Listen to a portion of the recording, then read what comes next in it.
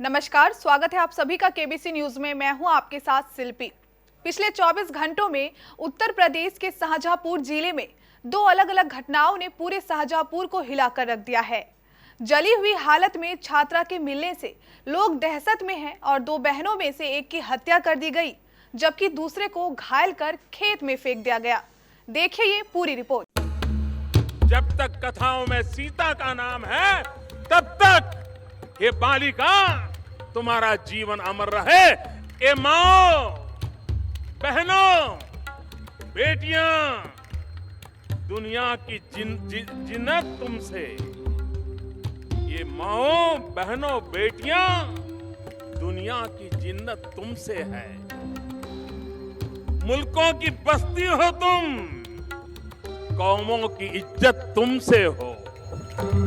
समाज में जहां एक ओर बेटी बचाओ बेटी पढ़ाओ अभियान जोरों पर है, नारी सशक्तिकरण के दावे बुलंद किए जा रहे हैं, वहीं दूसरी तरफ महिलाओं पर दिन रात अत्याचार बढ़ते ही जा रहे हैं।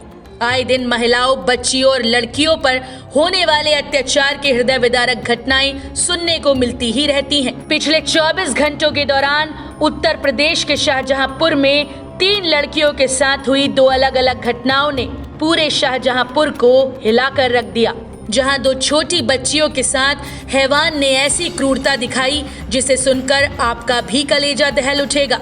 मानवता और नारी गरिमा को शर्मसार करने वाली ये घटना उत्तर प्रदेश के जनपद शाहजहांपुर के कांट थाना क्षेत्र के गांव भानपुर की है।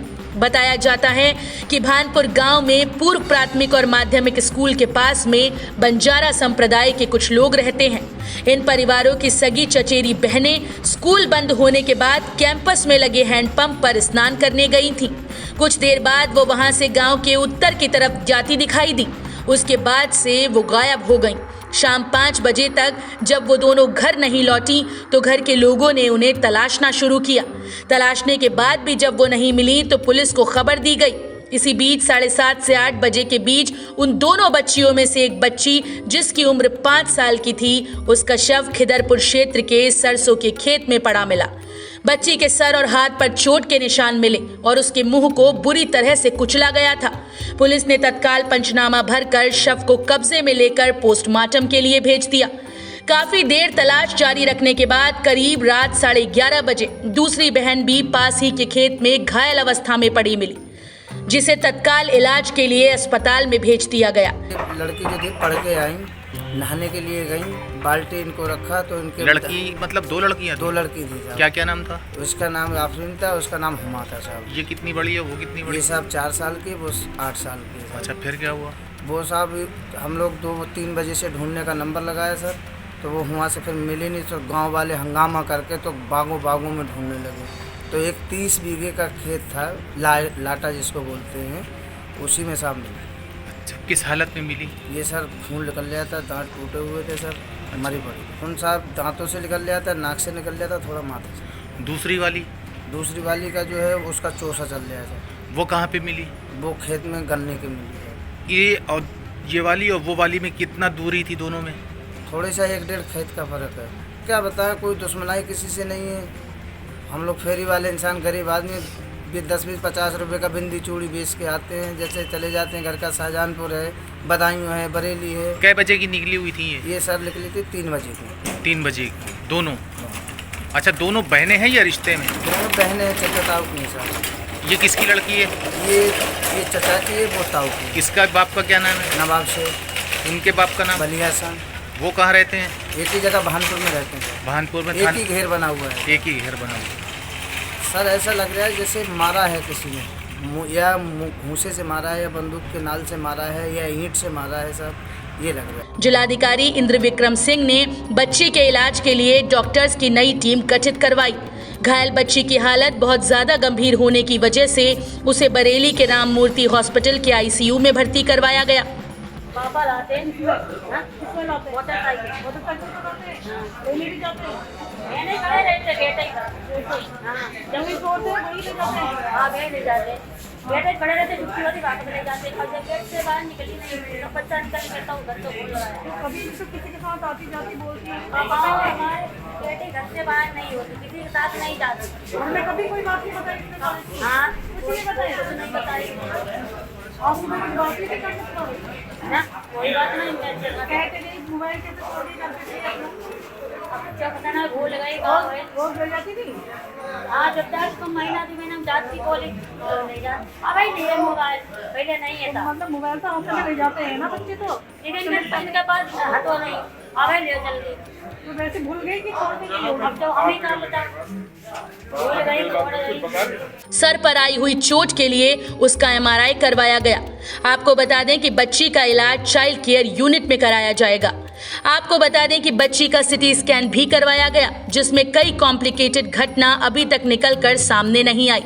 फिलहाल पुलिस इस पूरे मामले की तहकीकात में जुटी है और ये पता लगाने के लिए भागदौड़ कर रही है कि आखिर बच्चियों पर इतनी क्रूरता से हमला करने वाला वो जानवर कौन था, उसकी बच्चों से क्या दुश्मनी थी। इसी सिलसिले में पुलिस अब तक गांव के लगभग 1 दर्जन लोगों को थाने में बुलाकर पूछताछ कर चुकी है। अनुमान लगाया जा रहा है कि बच्चियों को जानने वाला ही कोई व्यक्ति उन्हें बहला फुसलाकर अपने साथ ले गया। उसने बच्चियों के साथ गलत हरकत करने की कोशिश की और जब वो इसमें कामयाब नहीं हो पाया तो उसने बच्चियों के निर्मम तरीके से हत्या करने का प्रयास किया। उनके मुंह को कुचला गया, उन पर वार किए गए और अंत में उन्हें मरा हुआ समझकर वहीं छोड़कर भाग गया। यावत् गंगा कुरुक्षेत्रे यावत् तिष्ठति मेदिनी, यावत् गंगा कुरुक्षेत्रे यावत् तिष्ठति मेदिनी, यावत् सीता कथालोके तावत् जीवेतु बालिका। हमारे शास्त्र कहते थे जब तक गंगा का नाम है, जब तक कुरुक्षेत्र की याद है, जब तक हिमालय है, जब तक कथाओं में सीता का नाम है, तब तक हे बालिका तुम्हारा जीवन अमर रहे। ऐसी ही दरिंदगी से भरा एक मामला शाहजहांपुर के तिलहर थाना क्षेत्र के नगरिया मोड़ चौकी से सामने आया है, जहां नगरिया मोड़ चौकी के पास संदिग्ध परिस्थितियों में एक छात्रा जली हुई पाई गई। आश्चर्य की बात है कि छात्रा का पिता उसे शहर के मेडिकल कॉलेज में छोड़कर गया था। वो छात्रा कॉलेज से 10 किलोमीटर दूर नगरिया मोड़ के पास सड़क के किनारे जली हुई हालत में मिली। पुलिस ने छात्रा को मेडिकल कॉलेज में भर्ती कराया। पुलिस ने रिपोर्ट दर्ज कर मामले में कार्यवाही शुरू कर दी है।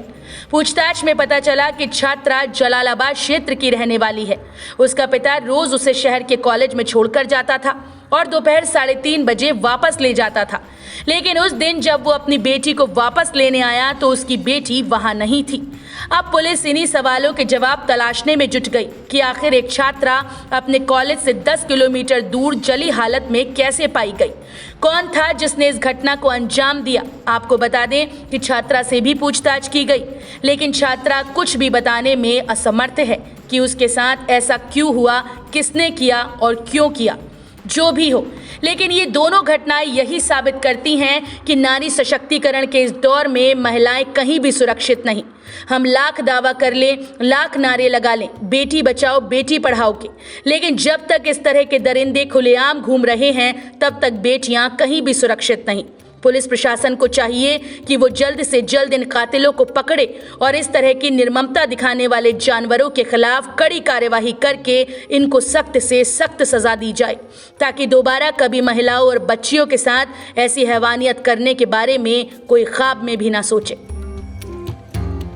कल थाना तिलहर अंतर्गत नगरिया मोड़ के पास शाम को लगभग 6:15 बजे एक सूचना आई कि एक महिला जो आधी जली हुई अवस्था में सड़क के किनारे खड़ी है। इस सूचना पर तत्काल वरिष्ठ सभी पुलिस अधिकारी मौके पर गए, सीओ साहब और एडिशनल एसपी और मैं सब लोग गए थे और उसका इलाज तत्काल कराने के लिए वहाँ से सदर अस्पताल उसको तुरंत रवाना किया गया और वहाँ उसका इलाज चल रहा था। उसके बेहतर इलाज के लिए कल रात में ही उसे वहाँ लखनऊ रेफ़र किया गया था, जहाँ पे श्यामा प्रसाद मुखर्जी हॉस्पिटल में उसका उपचार चल रहा है। यहाँ पर भी कई बार उस महिला से क्या घटनाक्रम है इस बारे में जानकारी प्राप्त करने का पर्याप्त प्रयास किया गया लगातार, लेकिन अब तक उसके द्वारा बाकी सब बातें बताई जा रही थी, लेकिन इस बारे में वो कोई भी बात नहीं बता रही हैं। रात में भी जब वहाँ वो उसका इलाज चल रहा है, वो तब भी पूरे होश में थी और बात करने की स्थिति में है। और उसी दौरान यहाँ के सीसीटीवी फुटेजेस वगैरह जो भी हम लोग को मिले हैं, उससे भी ऐसा लगता है कि वो कॉलेज में अकेले ही कॉलेज से बाहर निकली हैं। ये इस फुटेजेस को भी उनके पेरेंट्स को भी भेजा गया है और उनसे भी रिक्वेस्ट किया गया है कि बच्ची को मोटिवेट करके उस लड़की को, और क्या बात है एक्चुअली क्या हुई है इस बारे में वो जानकारी करने का प्रयास करें, क्योंकि ये हमारे लिए बड़ा महत्वपूर्ण है। इसके अलावा जो अलग अलग टीमें लगी हैं इस घटना का अनावरण करने में, उसमें डिजिटली जो काम कर रहे हैं हमारी एसओजी की और सर्विलांस की टीम है। इसके अलावा ग्राउंड पे इंटेलिजेंस कलेक्ट किया जा रहा है और जो भी इनके क्लास फेलोज़ हैं उनको भी कल रात में भी बुलाकर पूछताछ किया गया है। आज ये प्रक्रिया जारी है। इसके अलावा सीसीटीवी फुटेजेस को भी खंगाला जा रहा है ताकि कोई और वाइटल क्लू हम लोग को मिल पाए। हमारा विश्वास है कि हम लोग शीघ्र ही इस घटना का अनावरण कर लेंगे। इस संबंध में जो पीड़िता है उसके पिता द्वारा एक तहरीर दी गई है, जिसके आधार पर अभियोग पंजीकृत किया गया है थाना तिलहर पर, जिसमें उनके द्वारा ये कहा गया है कि ये 3:30 बजे ये स्कूल को कॉलेज से निकलना था जहाँ की ये छात्रा है, और ये उनको लेने गए थे, लेकिन जब नहीं आई तो इसकी तलाश करने लगे। तब तक इसके बारे में ऐसी सूचना प्राप्त हुई और उसकी जली अवस्था में वो मिली है। इसका उपचार चल रहा है और ऐसा प्रतीत होता है कि कुछ लोगों द्वारा इसे जानबूझकर जलाया गया है। इस संबंध में कार्रवाई करें। इसी आधार पर अभियोग पंजीकृत कर लिया गया है और इसकी विवेचना की जा रही है निगम। उत्तर प्रदेश के शाहजहांपुर से केबीसी न्यूज के लिए आर्येंद्र पाल सिंह की रिपोर्ट।